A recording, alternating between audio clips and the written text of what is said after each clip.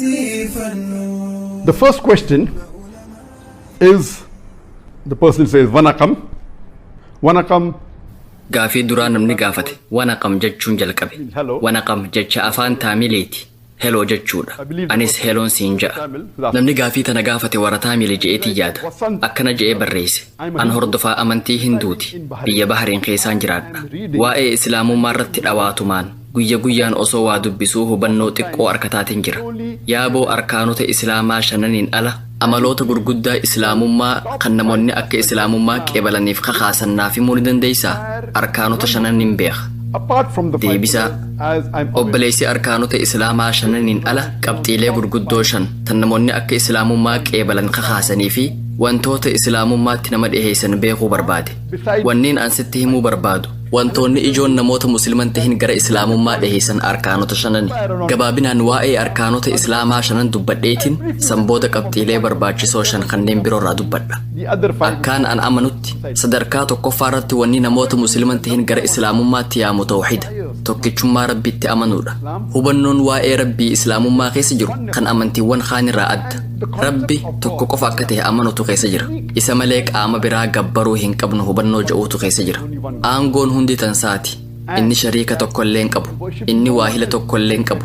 Tokkichummaa isaa qofa osoo hin taane hubannoon tawxiidaa akka waliigalaatti jiru kan isa malee qaama biraa gabbaruu hin qabnu ja'uutu dhugumatti namoota musliman tahin hawwata. Waa'ee rabbii suuraa al-Ikhlaas suuraa 112 aayaa 1 hanga 4 irratti ibsamee jira. Qul huwa Allahu ahad. Inni Allah tokkicha jedhi. Allahu samad. Rabbiin isa namuu itti haajamu. Lam yalid walam yuulad. Rabbii waa hin dhalle hin dhalannees. Walam yakun lahu kufuwan ahad. Wanni isa fakkaatu tokkolleen hin jiru. Suuraan Ikhlaas gabaabumatti ulaagaa amantiin tokko ittiin qormaatamu. Waa'ee rabbiitis suuraa kanaatu nuuf hima. Hubannaa amantiileen biroo waa'ee gooftaa irratti qabanirraa kun adda. Amantiilee biroo keessatti gooftaan namaan wal aansoo wal qabee moohamee jira kan ja'utu jira. Akkasumas rabbiin ilmoo qaba warri ja'us ni jira. Haadha warraatis ni qaba. Haati warra isaatis jalaa butamtee turte warri je'ee amanus ni jira. Gooftaan ajjeefamee ture warri ja'anis ni jiran. Amaloonni kunniin amala dhugaa kan gooftaatii miti. Islaamummaarraa wanni dura nama hawwatu tawxiida. Qabxiin lammeessoo tan namoota hawwattu arkaana islaamaa lammaffaa kan ta'e salaata.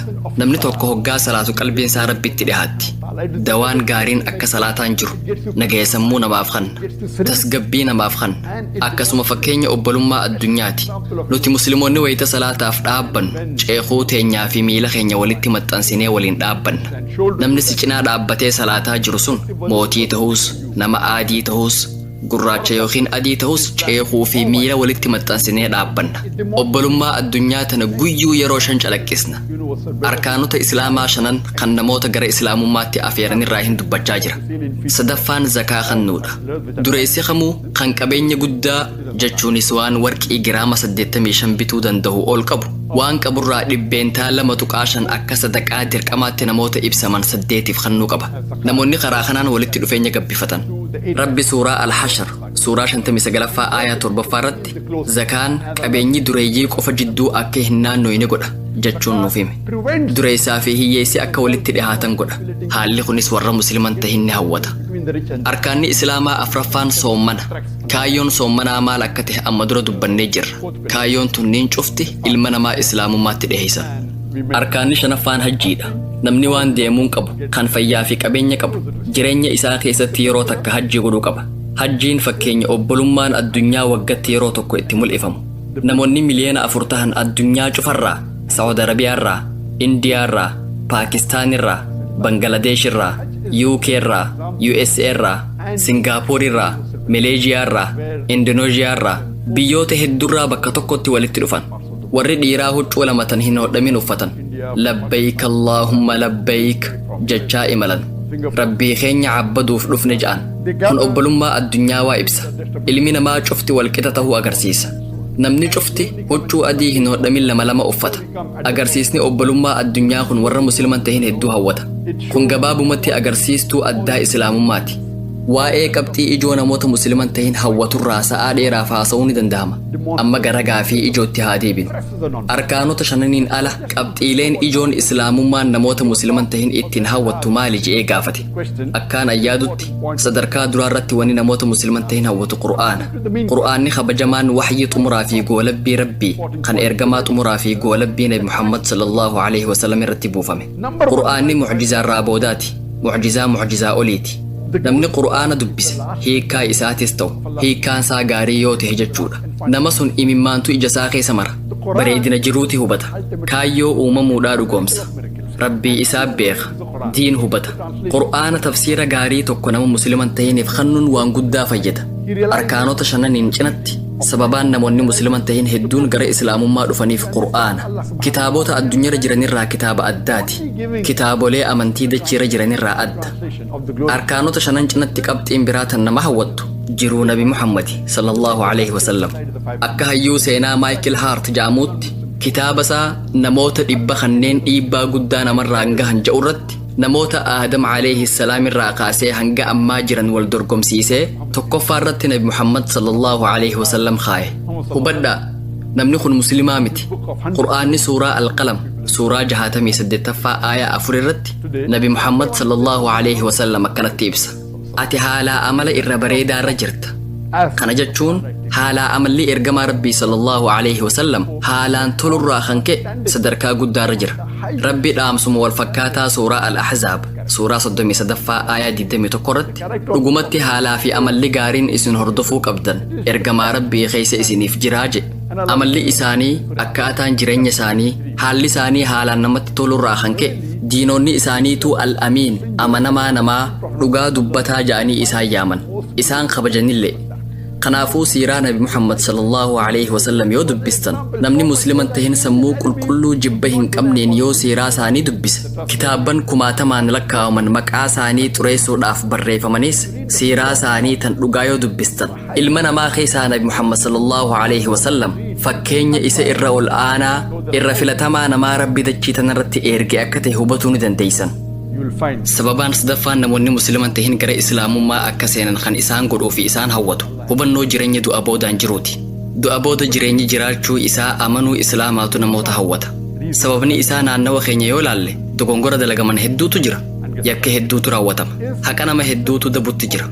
Rabbi warra haqa dabsaa jiru kan akkamitti cal'isee laala. Dhaabsisuun danda'u jettanii yaaduu dandeeysan. Rabbi isa kanaaf qur'aana keessatti suuraa Aali Cimraan suuraa 3ffaa aayaa 185 irratti deebisaa kennee jira. Lubbuun hundi du'a dhamdhamuuf jirti.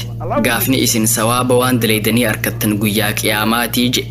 Jireenyi dachii tanaa jireenya gammachuu gabaabaadha. Jireenya gammachuu guutuu kan arkannu gaafa jannata seenne qofa. Sababni isaa jireenyi dachii tanaa wantoota nama sossobaniin guutame. Sawaabni dhugaa kan namaaf kafalamu guyyaa qiyaamaati. Garuu waa'ee Hitler yoo yaaddan waa'ee namicha namoota hedduu dachii tanarratti ajjeesee yoo yaaddan ulfaataadha. Akka seenaan himutti Hitler namoota miliyoona 6 ajjeese. Osoo Hitler arra qabdanii adabbii akkamitiin isa adabdan? Tarii du'aan adabuu maltan. Kun garuu adaba lubbuu nama tokkoo qofa kafala. Garuu lubbuun namoota miliyoona 5 fi 999,999 kan inni ajjeese hoo? Deebisaan kanaa guyyaa qiyaamaa rabbi adabbii isaaf maltu isaaf kanna kan jedhu ta'a. Rabbi qur'aana keessatti suuraa An-Nisaa suuraa 4ffaa aayaa 56 irratti isaan aayatoota keenyatti kafaran ibidda azaabaa isaan seensisuu teenya hogguma gogaan qaama isaanii gubatee bilchaate gogaa biraa isaanii jijjiirra akka laalaa azaabaa akkaan dhamdhamaniif jecha ja'a. Arra akka beekuu dandeenyetti namni dhukkubbiin kan itti dhagahamu miiroota dhukkubbii harkisan kan gogaa jala jiraniin. Kanaafuu gogaan keessan gubatee miironni dhukkubbiidhaa yoo miidhaman achi booda humaa isinitti hin dhagahamu. Kun waan dachii tanarratti mudatu qofa. Namni asitti 100% gubatee miironni dhukkubbii jalaa miidhaman achi booda dhukkubbiin ittiin dhagahamu. Garuu guyyaa qiyaamaa akka rabbi nutti himetti hogguma gogaan qaama isaanii gubatee bilchaate gogaa biraa isaanii jijjiirraa jedhe. Kana jechuun rabbi Hitler yeroo miliyoona 6 gubuu yoo barbaade yeroo miliyoona 10 gubuu yoo barbaade yeroo miliyoona 12 gubuu yoo barbaade adabuu ni danda'a. Dachii ammara jiru tanarratti adabbii akkanaatiin isa adabuu hin dandeenyu. Kanaafuu haqa dachii tanarratti bateef jecha jireenyi du'a boodaan jiraachuu qaba. Arkaanota islaamaa 5 ala wanni nama tokko gara islaamummaatti hawwatu jireenyi dachii tanarra jiraannu jireenya itti aanuuf qormaata ta'uu isaati. Rabbi qur'aana keessatti suuraa al-mulk suuraa 67ffaa aayaa 2 irratti alladhii khalaqa al-mawta wal hayaata Rabbiin isa kamii keessantu dalagaa tolcha kan jiru isin qormaatuuf du'aa fi jireenya uume ja'a. Jireenya amma jiraataa jiru jireenya itti aanuuf qormaata. Namoonni miliyoonaan lakkaa'aman maaf beelaan du'an. Hongee hedduutu jira. Rabbi subhaanahu wa ta'aalaa soorata isaaniif kennuu hin danda'u. Namoonni hedduun dhukkubaan du'aa jiran. Hollannaa lafaatiin du'aa jiran. Kun maaliif mudate jennee gaafachuu malla. Sababaan isaa jireenya amma jiraataa jirru kun isatti aanuuf qormaata. Rabbi subhaanahu wa ta'aalaa namoota garagaraa waan adda addaatiin qormaata. Namoota garii qabeenyaan qormaata. Namoota garii hiyyummaan qormaata. Namoota garii fayyaan qormaata. Namoota garii dhibeen qormaata. Rabbi qur'aana keessatti suuraa al-Baqraa suuraa 2ffaa aayaa 155 irratti sodaa diinaatiin beelaan horiin namni isinirraa du'uunii fi midhaan isinirraa baduun isin qormaatuuf teenyaa jedhe. Rabbi ilma namaa karaa garagaraatiin qormaata. Arkaanota 5 ala wanni nama musliman tahin hawwatu inni 5ffaan tawbaadha. Hubannoon tawbaa islaamummaa keessa jiru nama hawwata. Osoo hanga feete badii hedduu daleydellee badii gaara guddaa samii bira gahu osoo daleydellee halkan guutuu guyyaa guutuu badii dalaguu dandeessa.